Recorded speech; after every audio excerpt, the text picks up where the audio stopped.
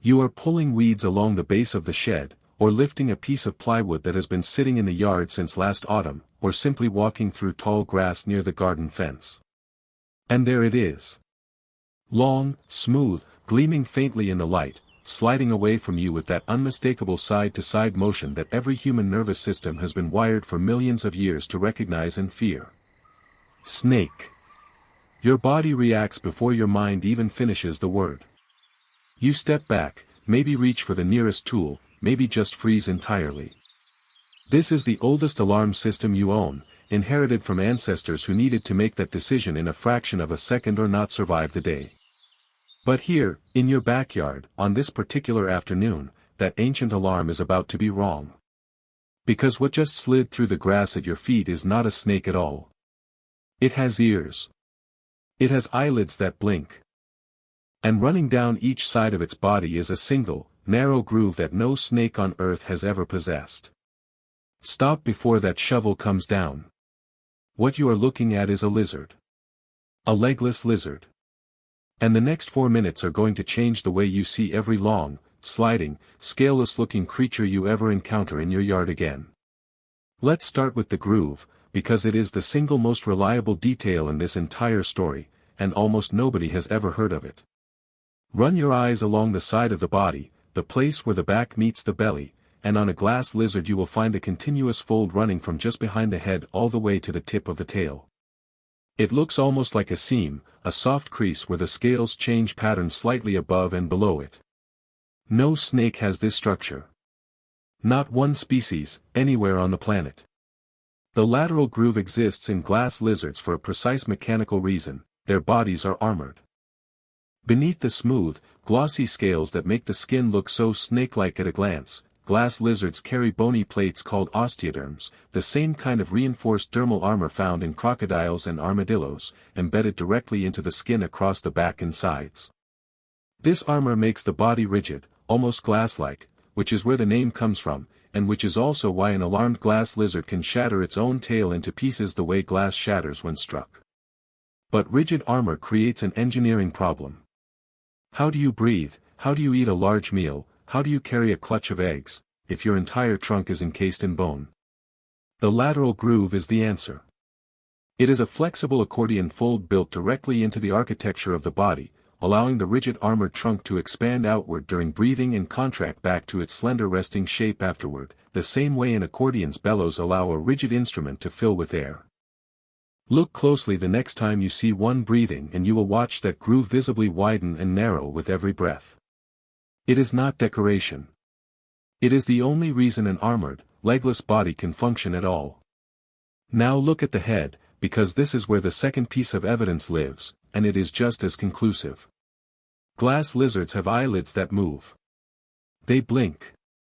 A snake's eyes are permanently covered by a single transparent scale called a brill, fused shut, never closing, never blinking, which is precisely why a snake's stare always looks so fixed and unsettling. A glass lizard's eye opens and closes the way yours does, because underneath that long sliding body is a true lizard skull, with all the lizard standard equipment intact. And just behind each eye, if you are close enough and brave enough to look, there is a small, round opening. An external ear. Snakes have no external ear opening whatsoever, they detect vibration entirely through bone conduction from the ground into the skull. A glass lizard hears you coming through the air, the way you hear it. Movable eyelids. External ears. A flexible lateral groove running the length of the body. 3 independent anatomical signatures, each one impossible for a snake to fake, all present on the same animal sliding through your garden. I remember the first time someone showed me this distinction in person, crouched beside a fence post with a glass lizard frozen mid-retreat into the grass, and how it completely rewired something in my own nervous system. For years I had treated every long sliding shape in the yard as the same category of threat. Watching the lateral groove flex with each breath, watching the eyelid blink, slowly but unmistakably, was the moment the category broke apart into 2 entirely different animals that happened to share one survival strategy. Let that settle for a moment. Leglessness is not a snake trait. It is simply one of the most successful body shapes evolution has ever produced, and lizards have arrived at it again and again, independently, on at least 25 separate occasions across their evolutionary history. Snakes are one branch of that story. Glass lizards are a completely different branch that simply ended up looking remarkably similar, a phenomenon biologists call convergent evolution, in which unrelated lineages solve the same physical problem with the same solution because, in the right environment, that solution simply works better than any alternative. So why does a body without legs work so well in your garden specifically? Because a legless body moves through dense vegetation, leaf litter, and loose soil with almost no resistance. Limbs catch on stems and roots. A smooth, muscular, legless trunk slides through the same terrain like water moving through a channel, and this single advantage is what makes the glass lizard one of the most effective hunters of small invertebrates living at ground level in your yard. Its diet is built almost entirely from the animals that gardeners spend money trying to control. Slugs and snails make up a significant portion of its prey, along with soft-bodied grubs excavated directly out of the soil, beetles, crickets, spiders, and, in the larger species, the eggs and hatchlings of other small reptiles.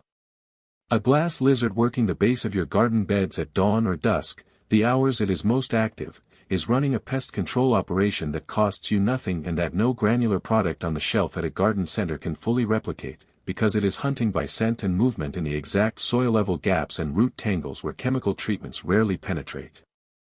And then there is the tail, which is the part of this story that tends to stop people completely once they understand what they are actually witnessing.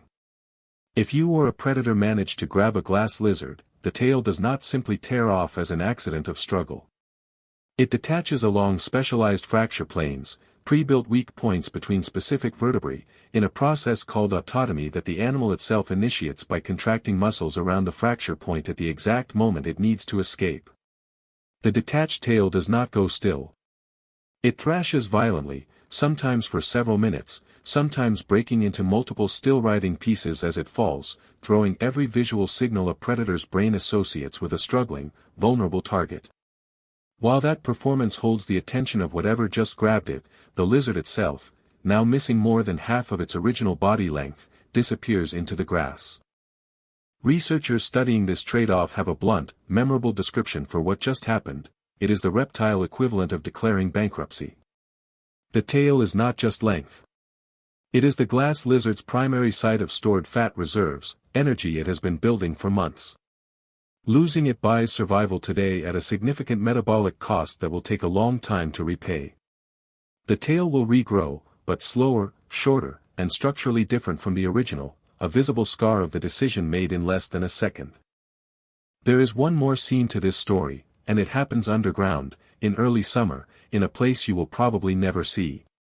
A female glass lizard, having mated weeks earlier, selects a hidden cavity beneath a rock, a rotting log, or a clump of loose soil at the edge of your yard, and deposits a clutch of 5 to 20 eggs into the chamber she has prepared. And then, unlike the vast majority of reptiles, which lay their eggs and depart permanently, several glass lizard species do something that surprises even seasoned herpetologists when they witness it for the first time. The female stays. She coils around the clutch, remaining in the chamber for the entire incubation period, defending the eggs against the small predators, beetles, ants, and rodents, that would otherwise destroy them before they ever hatched. This is maternal care in an animal most people assume is barely more sophisticated than the dirt it moves through. When the eggs hatch, the young emerge as fully formed miniature versions of the adult, already equipped with the same lateral groove, the same blinking eyes, the same fracture plane tail, independent within hours and ready to begin hunting the same slugs and grubs their mother has been controlling in your garden for years. The entire reproductive cycle, the buried clutch, the silent vigil, the hatching, happens completely beneath your awareness, in soil you have walked over without ever knowing what was sheltering just beneath your boots. So the next time something long and gleaming slides through the grass at the edge of your garden bed, do not reach for the shovel before you look. Look for the groove along the side. Look for the blink. Listen for the fact that, unlike a snake, it can hear you talking about it. What you are looking at has been hunting your garden's slugs and grubs since before you put down the mulch, has survived by giving up pieces of its own body more times than you will ever witness, and has absolutely nothing in common with the creature your instincts are screaming that it is. It is not a snake. It never was. Have you ever found a glass lizard in your yard, or watched a tail detach and wondered what you had just witnessed? Tell me about it in the comments below. I read every single one, and the misidentifications people share in this community are some of the most fascinating stories I receive. And if you want to understand another creature in your backyard that everyone misidentifies on sight, one whose real identity is even stranger than this one, the next video is already waiting for you.